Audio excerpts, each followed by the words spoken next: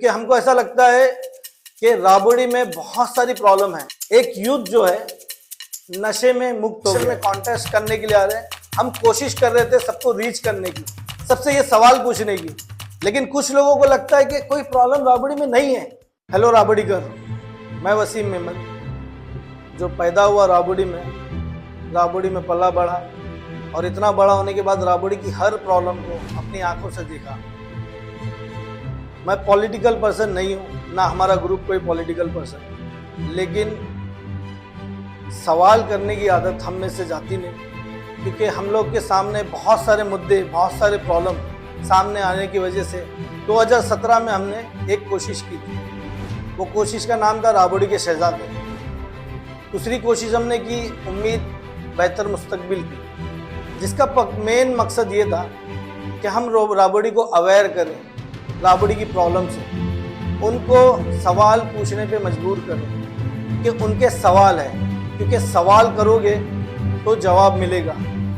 तो सवाल करना बहुत ज़रूरी है। इसलिए हम लोग ने एक और कोशिश की, बच्चों से लेके बड़ों तक सबके इंडिविजुअल प्रॉब्लम है और हम किसी को अपना फ्यूचर दे रहे हैं 5 साल के लिए, तो हमको ये मालूम होना चाहिए कि हमारी प्रॉब्लम क्या है, और अगर प्रॉब्लम है तो जो उसका बेहतर सॉल्यूशन देगा हम उसको मौका दें। तो बेहतर सॉल्यूशन के लिए हम लोग को वोट करना चाहिए, चाहे जिसे पसंद करो, चाहे जिस पार्टी को सपोर्ट करो, लेकिन अपनी आंख और अपनी जबान खुली रखो। आंख से वो देखो जो एक आम आदमी राबड़ी में जिंदगी जी रहा है।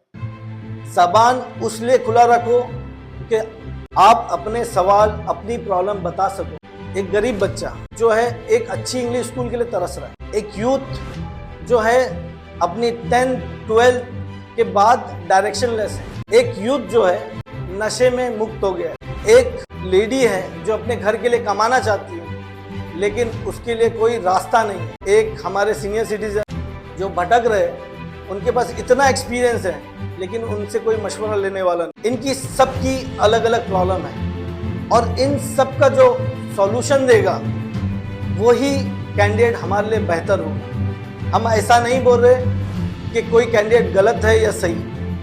हमारा दूसरा सबसे बड़ा प्रॉब्लम ये था कि राबड़ी का इंफ्रास्ट्रक्चर दिन ब दिन खस्ता होते जा रहा है और लोग बोलते हैं कोई प्रॉब्लम नहीं है राबड़ी। क्या आप लोग भूल गए कुछ ही वक्त हुआ है कि राबड़ी में एक बड़ा हादसा खतरी बिल्डिंग में हुआ।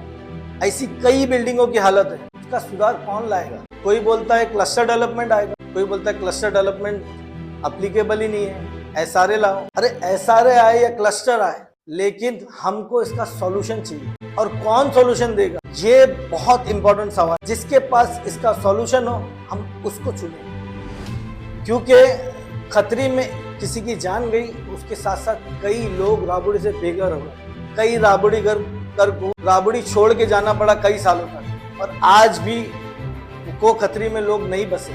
ऐसी कई बिल्डिंग है, उसको कैसे सुधारा जाएगा? हमारे पास कम्युनिटी सेंटर नहीं है कि हम लोग कोई लाइब्रेरी, कोई प्लेग्राउंड, कोई हमारे जो सीनियर सिटीजन है वो बैठ सके, घूम सके। और क्या वो नहीं आ सकता? कोई दिक्कत है? क्या दिक्कत है? अगर नहीं आ सकता तो हम वो सपना देखना बंद कर दें, लेकिन अगर कोई बोलता है कि हम लाएंगे तो वो कैसे लाएंगे वो हमें बताए। ये जो हम लोग ने एक स्टार्ट किए कि हम लोगों से 1 to 1 बैठ के, जितने भी कैंडिडेट इलेक्शन में कॉन्टेस्ट करने के लिए आ रहे हैं, हम कोशिश कर रहे थे सबको रीच करने की, सबसे ये सवाल पूछने की, लेकिन कुछ लोगों को लगता है कि कोई प्रॉब्लम राबड़ी में नहीं है। सबसे बड़ा ये भी मुद्दा है, हम सबको एक दिन मिट्टी में जाना है। एक कब्रिस्तान है जो हमारा राबड़ी कब्रिस्तान, वो असल में राबड़ी कब्रिस्तान नहीं, वन ऑफ द ओल्डेस्ट कब्रिस्तान थाना का। थाना के हर जगह से उधर वो कब्रिस्तान के हाल क्या है? वो कब्रिस्तान में कुछ दिन पहले किसी शख्स ने खुदकुशी कर दी। ये हादसा हो सकता था, लेकिन उसके बाद हमने क्या कदम उठाए?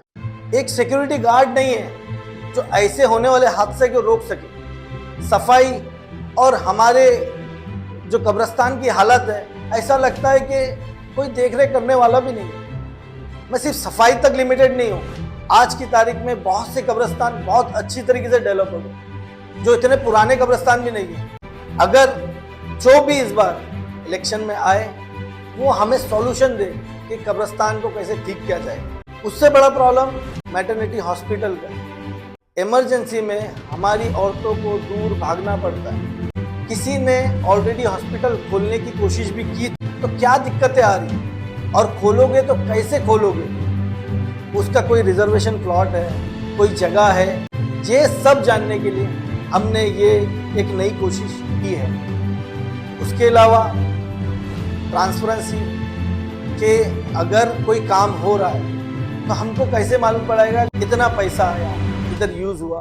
तो जो इलेक्शन में एक बार कैंडिडेट कॉन्टेस्ट करने के लिए खड़े हैं वो भी हमको ये बताए कि भाई हम ट्रांसपेरेंसी कैसे रखेंगे और हम लोगों से डे टू डे बेसिस पे कैसे कनेक्ट रहेंगे, उनकी कनेक्टिविटी क्या रहेगी। ये सारे सवाल जो हमारे इलेक्शन के लिए बहुत ज़्यादा इम्पोर्टेंट है, वो ही पूछने के लिए हमने एक मुहिम चलाई है, जिसमें हमने कोशिश की है कि हम 1 to 1 हर कैंडिडेट के इंटरव्यू लेंगे, उन लोगों से ये सवाल पूछेंगे और उनसे उसका सॉल्यूशन पूछेंगे और आप लोगों तक पहुंचाएंगे।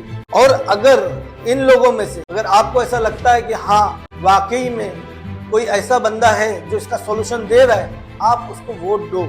आपकी इंडिविजुअल पसंद नापसंद हो सकती है, हमें रोक टोक नहीं है, क्योंकि हम ना किसी के खिलाफ है ना किसी के फेवर में है। हम सिर्फ फेवर में हैं राबड़ी के डेवलपमेंट, लोगों के मुद्दों के।